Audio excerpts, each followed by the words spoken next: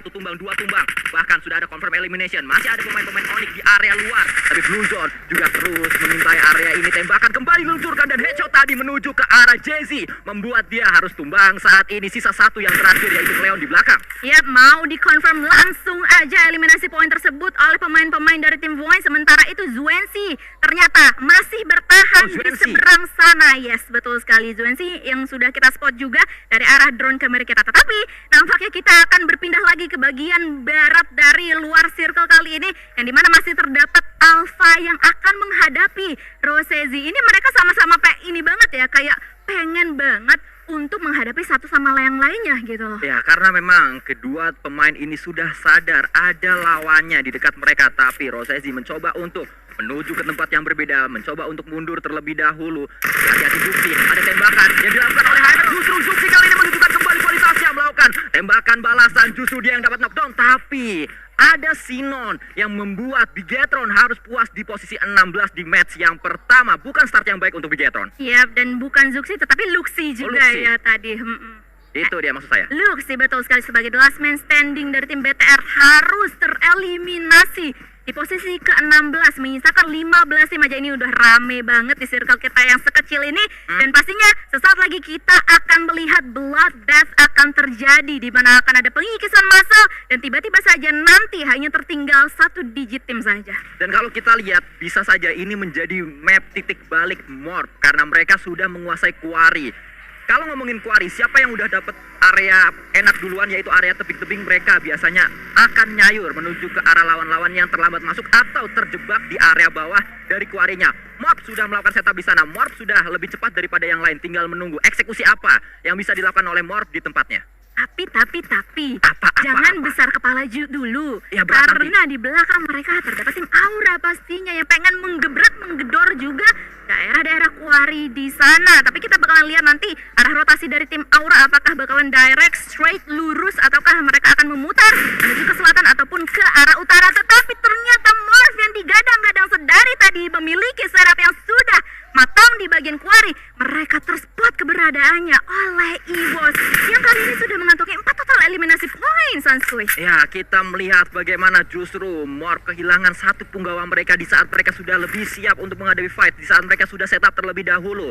Tapi EVOS juga cepat untuk datang ke arah Archer Tower tersebut. Ada Microboy tadi yang menjadi eksekutor menuju ke arah pemain-pemain Morph. Hanya 1 yang bisa didapatkan, tapi ternyata Onyx, pemain terakhir mereka, Zuensi, juga dipulangkan menuju ke arah lobby, membuat Onyx berada di posisi 15. Wah, ini bakalan menjadi circle yang berat sih menurut gue untuk para pemain-pemain di sini. Salah satunya juga adalah sesuatu yang berat yang harus dihadapi oleh tim Boom. Mereka harus kehilangan 1 punggawa mereka dalam keadaan knockdown. Masih bisa diselamatkan di sana karena posisi mereka juga masih mumpuni banget untuk menyelamatkan satu sama yang lainnya. Tetapi harus ekstra cepat karena mereka bakalan langsung aja mau dipush oleh tim-tim yang lainnya. Salah satu pemain dari tim RRQ, Voldemort, langsung aja mengamankan bagian-bagian flank di sebelah sana, sebelah kiri dari tim Boom Esports untuk bisa mewaspadai keberadaan tim Boom. Tetapi dia harus ter-knockdown juga. Bakalan langsung aja di-lock oleh seorang Boboho dari wing sebelah kiri dari tim Boom Esports. Kita lihat bagaimana Boom bersiap pastinya untuk bisa menghadapi gempuran-gempuran dari pemain-pemain RRQ. Tapi RRQ 1 sudah tumbang tadi. Bisakah untuk di-revive? Nampaknya bisa kalau kita lihat, atau justru sudah hilang. Sudah hilang 1 pemain dari RRQ, tinggal 3 kali ini yang tersisa. Yami melakukan tembakan kembali. Ada fight yang terjadi, tapi Nerpeko dengan gelagat dia menggunakan bagi. Apakah mundur? Akan hal yang dilakukan oleh RRQ, bukan mundur, itu masuk circle lebih dulu dan membuat Boom nanti kena blue zone. Iya, betul sekali. Apalagi mereka kayak posisinya atau pergerakan mereka ini benar-benar step by step ya, yang bisa kita lihat. Mereka kayak mendapatkan 1 spot, duduk dulu di sana, lihat-lihat terlebih dahulu, dan juga di sisi yang lain masih berada di blue zone juga banyak banget. Ada BNW, ada SB, ada Dewa juga. Tapi kita bakalan balik lagi ke arah tim RRQ dan juga Boom Esports yang tiba-tiba saja 2 pemain dari tim Boom Esports langsung dihujani peluru-peluru panas, dan salah satunya Okta langsung tereliminasi. Yami pun juga masih dalam keadaan knockdown, hanya meninggalkan 2 pemain saja dari tim Boom Esports. Masih masih ada Rezi PRMN tadi kalau kita lihat, tapi Boom juga harus menghadapi tim yang berbeda karena GPX terpantau tadi dekat dengan pemain-pemain dari Boom. Ada tembakan yang diluncurkan oleh pemain-pemain GPX dan inilah yang diinginkan oleh RRQ. Mereka tadi masuk circle duluan, membuat Boom harus berkutat dengan Blue Zone. Mereka tidak hanya melawan RRQ tapi melawan Blue Zone, tapi RRQ juga ditembak oleh teman-teman atau dari lawan-lawan yang lainnya. Kalau nggak salah tadi, kalau nggak GPX kalau nggak salah ya, GPX soalnya biru-biru. Tetapi nampaknya di sisi yang lain, Void pun juga menyusul. Mereka harus tereliminasi di posisi ke-12, hanya meninggalkan 11 tim saja untuk saat ini.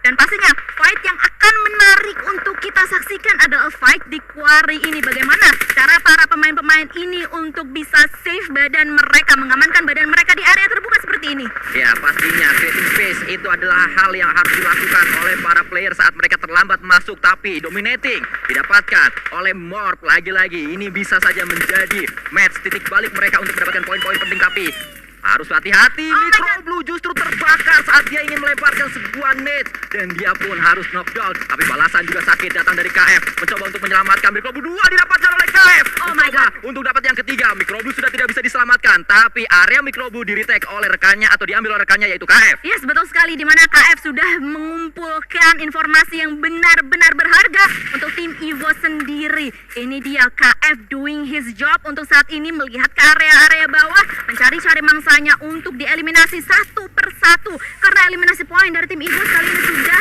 ada sebanyak 8 dan mereka mau lebih karena nampaknya salah satu pemain dari tim BMW Kimai pun langsung dimusnahkan, langsung tereliminasi kali ini. Ya, terlihat bagaimana kembali defensif yang ditunjukkan oleh Evo sangat-sangat baik, walaupun lapar tumbang membuat KF lebih besar lagi PR yang harus dia kerjakan, lebih banyak lagi job yang harus dia lakukan di tempat tersebut karena tidak hanya harus melakukan defense tapi dia juga harus melakukan revive menuju ke arah rekannya. Betul sekali, tetapi wah ini dia sebuah kesulitan yang bakalan langsung aja dihadapi oleh pemain-pemain. Flippy nggak bisa bertahan cukup lama karena sudah ada salah satu pemain dari tim Morph tadi, apalagi ada Blue Zone juga yang menghimpit ke area mereka. Geek Time kali ini nampaknya sudah terspot keberadaannya oleh Rosemary dari tim GTS dan nampaknya Rosemary juga akan mencari-cari lagi pemain-pemain yang lainnya dari tim Geek yang hanya tinggal sisa 2 pemain aktif saja. Bali terlihat bagaimana Rosemary Esport, tapi kalau kita lihat Audrey Esport ternyata lebih keras lagi, lebih luar biasa lagi, mampu menumbangkan seorang Rosemary. Audrey bertahan di sana, tapi Harvest, pemain yang baru saja merayakan ulang tahun di hari kemarin, kali ini dia ingin memberikan hadiah kepada timnya, kepada HFX, yaitu elimination demi elimination. Betul sekali, dan pastinya hadiah yang pengen banget mereka amankan adalah winner-winner chicken dinner, tetapi pastinya mereka akan berusaha lebih banyak lagi karena Heaven kali ini terknockdown. Hanya tinggal sisa Sino seorang diri. Last man standing dari tim HFX yang sudah bisa langsung menyantap lawan-lawannya kali ini karena di belakang sana juga terdapat KF yang membantu peperangan mereka.